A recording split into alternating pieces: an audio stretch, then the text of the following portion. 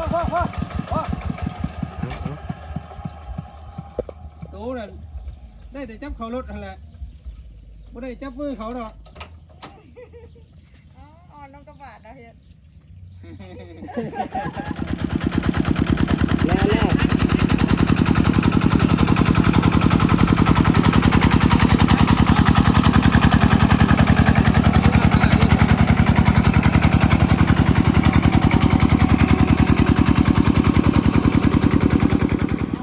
ตัวเองขึ้นมือกองเองตาก่อนโทรศัพท์F4 ลบซะเนาะโอ้ลบเลยลบเหยียบนิดเลยตากล้องก็เห็นแล้วกินขาดอันนี้นี่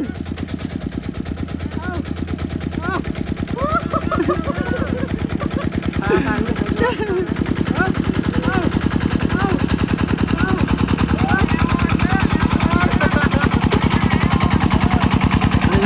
ดูเรา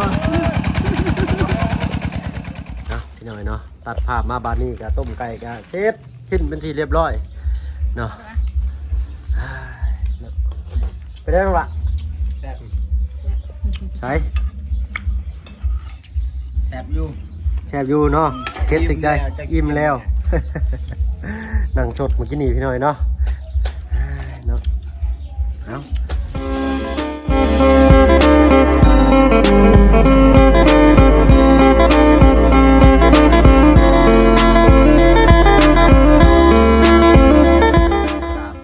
สบายดีพ่อแม่พี่น้องหมู่เพื่อนกันเบิดทุกคนเนาะเพราะว่าฝั่งไทยและฝั่งลาวและฝั่งต่างประเทศก็ยินดีต้อนรับเข้าสู่ช่องบ่เพิ่งเคยลายคือเก่าพี่น้องเนาะ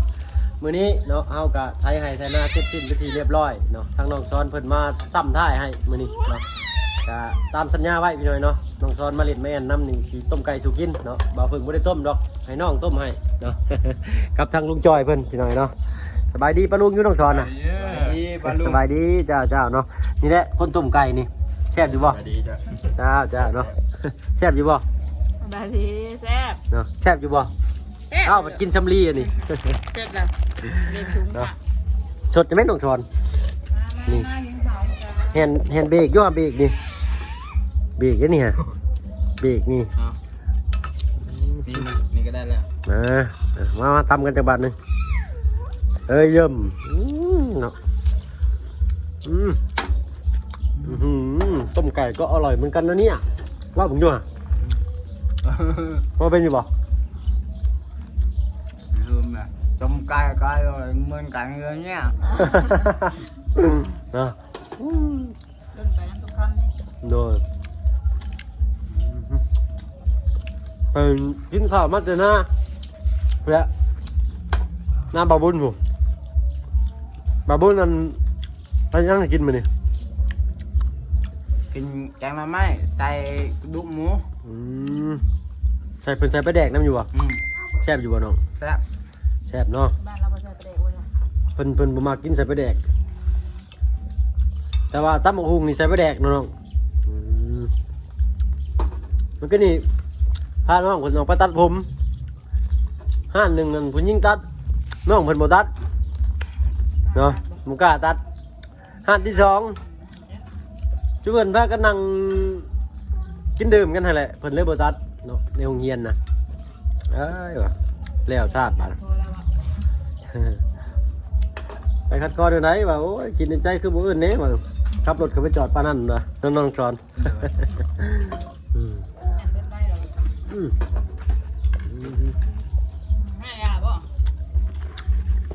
แซ่บบ่ดิเอาไหมน้องกินรถกินข้าวมันสดนะอิ่มก็สดแล้วนะกินแล้วนะคนนั้นขี่ไล่ๆกับต้มไก่แซ่บย้อนแล้วย้อนบ่อิ่มแล้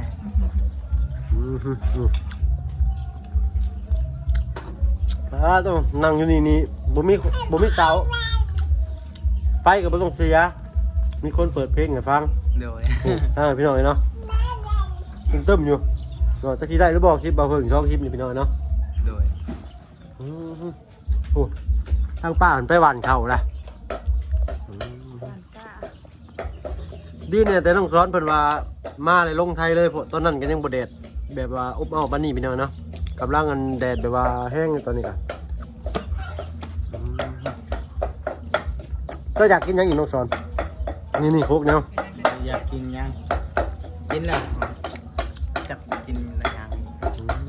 น่าจะกินแล้วอิ่มแล้ว เอ้ยแม่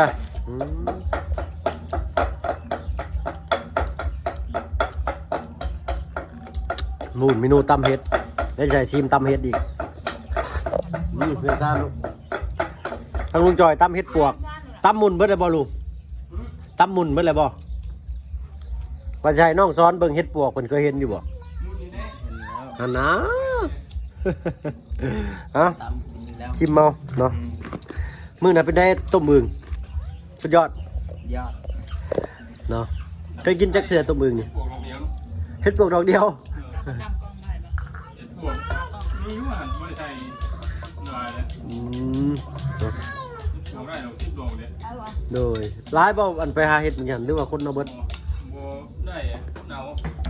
บ่ทันเบิดเนาะ ไปทัวร์แล้วบ่ทันหากิน มื้อเช้านี่ว่าสิ เนี่ยบนดอตื่นเช้าให้กินช้างบนดอให้กินอันยอดฟ้า อืม ตื่นสวยอันนี้กินยังบนดอเนี่ยลืมเลยพอกัน เศร้าลากินสวยได้กินหน่อย แม่นแน่เนาะว่าจักก็ได้พี่น้อยเนาะ เช้าก็ได้กินยอดฮอนยังได้ ตื่นแต่เช้าก็ได้กินแนวแซ่บเนาะง่ายๆซะก็ได้ตื่นสวยกับบ่ทันหมู่หมู่ขี่จังหาคอนหมู่นอนจังหาจังเก่าเพิ่นเว้านั่นนะเนาะ ขอโทษขออภัยปะลุงเนาะมันเรื่องขี่เรื่องกล้วยก็เป็นคำเว้าคำก้อนของผู้เฒ่าเพิ่นสอนแต่จังเด็กยังน้อยเนาะปึ๊บอ้าวชิมมึงยุดน้องสอนน่ะ แซ่บบ่ เอ้าลองมึงเนาะ ทำเฮ็ด ไม่ยังที่บ่าวจันเพิ่นเว้าเนาะยังยังก็อันนี้คือตำเห็ดตำเห็ดนี่ก็อร่อยเหมือนกันนะเนี่ยเล่าผมอยู่ฮะหรือว่าว้าวตำเห็ดก็อร่อยเหมือนกันนะเนี่ยสิได้ลองว่าผมอยู่ฮะมาเป็นอยู่บ่ตลกกะลีตลกกะลีแล้วอะเนาะ โอ้ยทำเห็ดกาลอยแล้ว เนาะโดยเนาะทางบ้านเจ้าก็มีบ่น้องเห็ดปวกเนี่ย มีทุกกันเถื่อก็มีมันเถื่อก็บ่มี เอาย้อนว่าเผ็ดจะฉี่กินเราได้ น้องบ่ต้องเกรงใจเด้อน้องเอ้ยเนาะ โดย มาเล่นมาอันนี้บ่ต้องเกรงใจเนาะกินแล้ว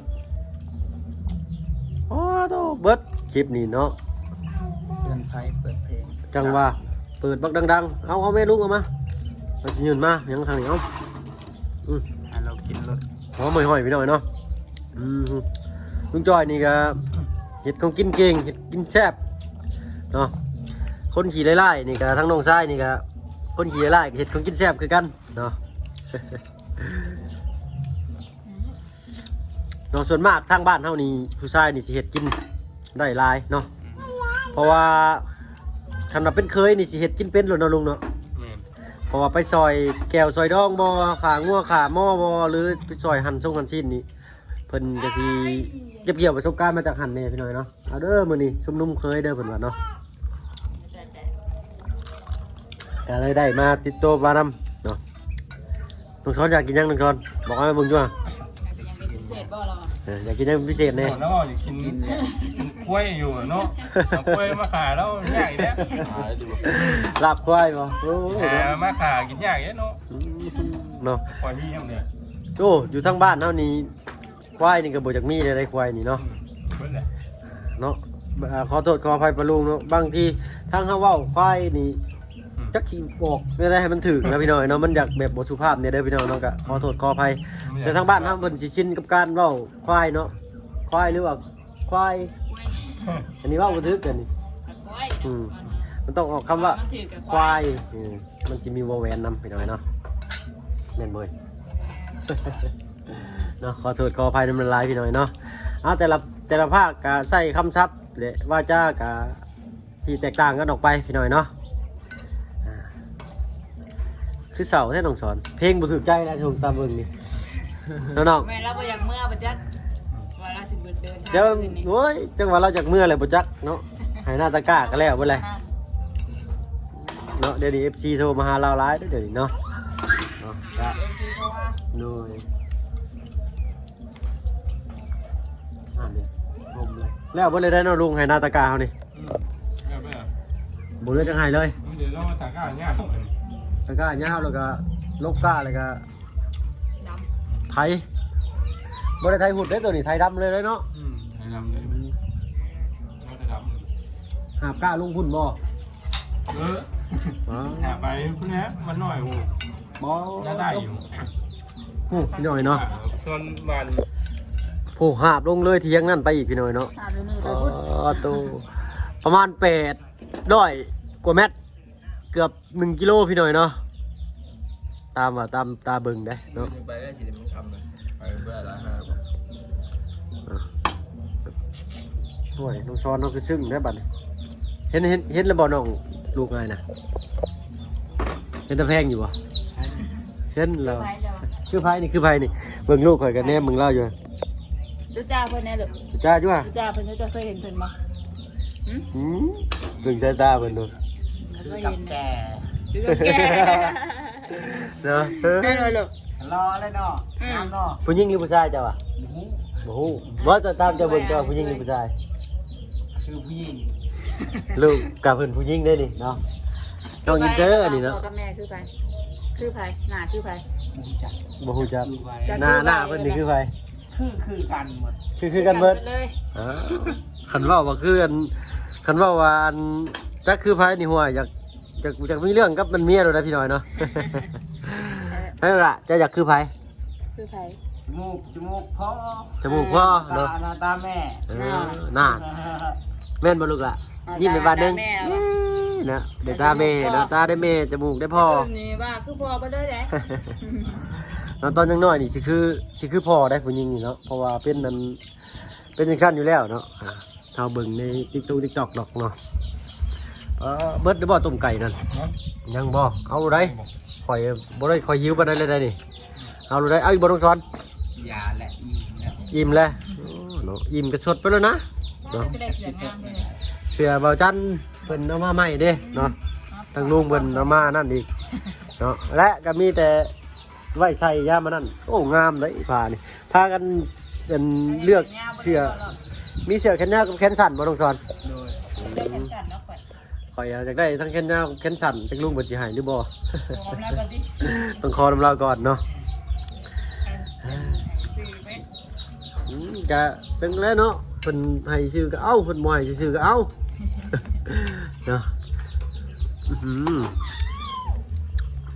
แซ่บค่ะหัวค่ะกินเนี่ยเป็นสมุนไพรตอนหน่อยจังไปหน้าบะบุญเนาะไปไทยตะกร้าน้ำเพิ่นยังให้หนึ่งบ่เนาะ ยังให้1 2ให้ เรา เพิ่น ขายแล้วเวลาสั่น ยังให้น้อยนะ ให้น้อยๆเพิ่นว่าเพิ่นสิท้ายท่าเนาะแต่มีแต่สิจังน้อยพุ่นละสิไปป้อมลงซ้อนเลยก็ลงซ้อนเป็นไปคือว่าทางลุงเพิ่นว่าถ้ามีลมเวลาสิพาลงซ้อนไปกินหมูกระทะเนาะไปเล่นริมโค้งเป็นไงน้องไปดินริมโค้งนี่ตื่นเต้นนะเนาะท้ายก็ตื่นเต้นนิดหน่อยเนาะแม่ไปเบิ่งก่อนตามกาลเวลาเนาะถึงมาพักวนนี่จะพากันไปเอ๊ะทางหลังตักแล้วแซ่บไปเลยนี่ฮะเดี๋ยวเนาะขออนุญาตกินข้าวก่อนเนาะขออภัยหลายๆและพ่อก็อีกเรื่องหนึงก็อยู่ทางเฮือนบ่าวบุญสารวันกันแล้วกันพี่น้องเนาะไปติดตามรับชมกันพี่น้องเนาะตัดภาพมาบัดนี้ก็ฮอดให้ฮอดหน้าทางบ่าวบุญสารวันเนาะกินข้าวกินน้ำก็จะโอลมเล็กหน่อยหอมปากหอมคอเลยก็มาซอยเวียกงานทางบ้านบ่าวบุญสารวันกินเก่าโอ้ห้องกูอยู่พี่น้องเนาะทางนั้นก็ได้ เอามาส่งเลยเด้อเนาะแล้วหรือบ่แล้วหรือบ่โอ้ยถ่ายน้องกูถ่ายรถเอ้ยสำนิกา เด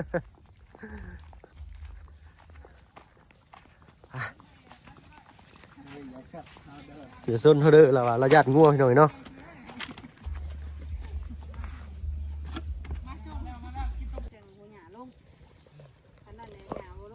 ทางนี้กำลังเตรียมเห็ดตะกร้าอยู่หน่อยเนาะโอ้เหลือจะไห้นี่1 2ให้น้อยกับไทยตะกร้าเนาะ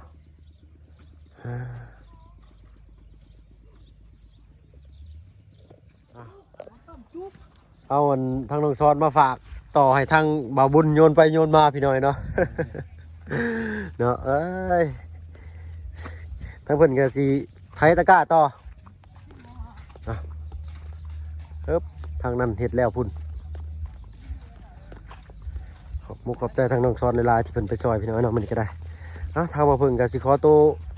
ล่ำลาก่อนเนาะมื้อนี้ไปหาซ่อมรถก่อนย่างรถหัวแล้วทางหลังมื้อนี้ เอาอ้ายสิเมื่อก่อนเด้อเสด็จน้องเด้อ โอ้ยสบายดี บายดีปะลุงเนาะฝากกดไลค์กดติดตามให้น้องช้อนหน่อยเด้อเนาะ สบายนะเด้อ โดยเนาะเอาให้ทางน้องช้อนเพิ่นไปปั๊มรถไถอีกก่อนพี่น้องเนาะ ไฟเด้อเสียเด้อ เอาพี่น้องเนาะวันคำแม่นห่านเพิ่นพิษก่อนเนาะทางมาเพิ่นก็สิไปก่อนบัดนี้ไปอันไปจอดยางรถก่อนพี่น้องเนาะไปเปลี่ยนใส่รถก่อนเนาะยางรถหัวเรียบร้อยมื้อนี้ก็ได้เนาะเนื่องจากที่พาน้องช้อนมาแต่ตัดผมกับห้านตัดผมกับปิดเนาะห้านผู้หญิงเพิ่นก็บ่นั่นฮึบ ทางลุงจันทร์จะลงไคนาเองพี่หน่อยเนาะเอาเฮ็ด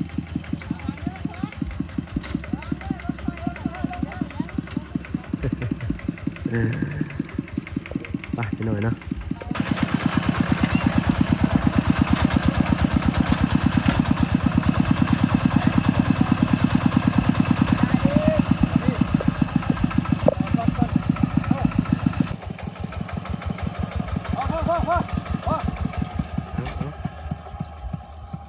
ตู้นั่นได้แต่จับเขารถนั่นแหละไม่ได้จับมือเขาหรอก อ่อนน้ำกระบาดนะเฮีย โอ้ยมันจะนั่นมออารมณ์แหละผู้เห็นกระทักกูนี่แน่โอ้ย เฮ้ยอันนี้คืออะไรใครย่อยแท้สวัสดีปะลุงอยู่ฮะทักเปียขักขนาดเลยเนาะไปพี่หน่อยเนาะ สั่ง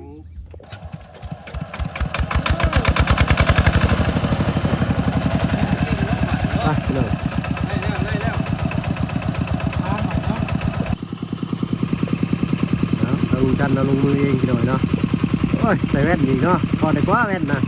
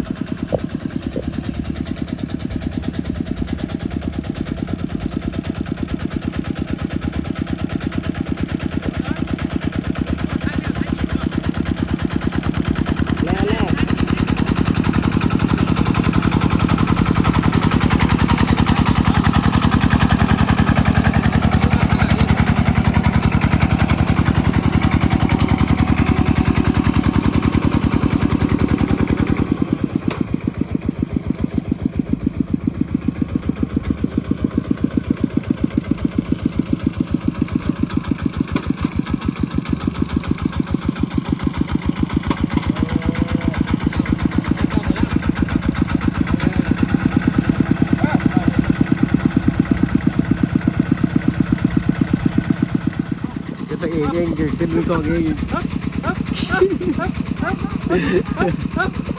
ตาก่อน โทรศัพท์ F4 ลบซะเนาะ โอ้ลบเลยรถเหยียบนิดเลยตากล้องก็เห็นแล้วกินขาดอันนี้นี่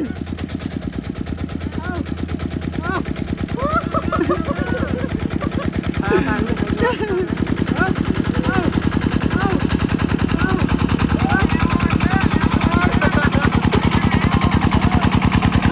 อนเด้อเรา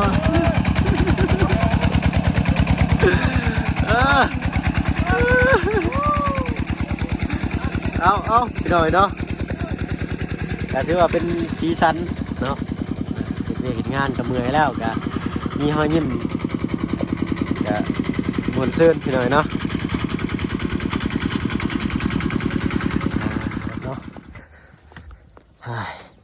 ก็เหลือตะกร้าให้หนึ่งทางลุงก็ได้ลุงจัดการเรียบร้อยพี่น้อยเนาะแป๊บเดียว ทางเฮากับสิขอตัวลำลาก่อนพี่น้อยเนาะสำหรับคลิปนี้ก็ว่าจะได้บทสุภาพหรือว่าผิดพลาดก็ขอโทษขออภัยปะลุงหลายๆพี่น้อยเนาะเรากันลายใหญ่กันห่างลาแล้วพี่น้อยเนาะสบายดีจ้ะ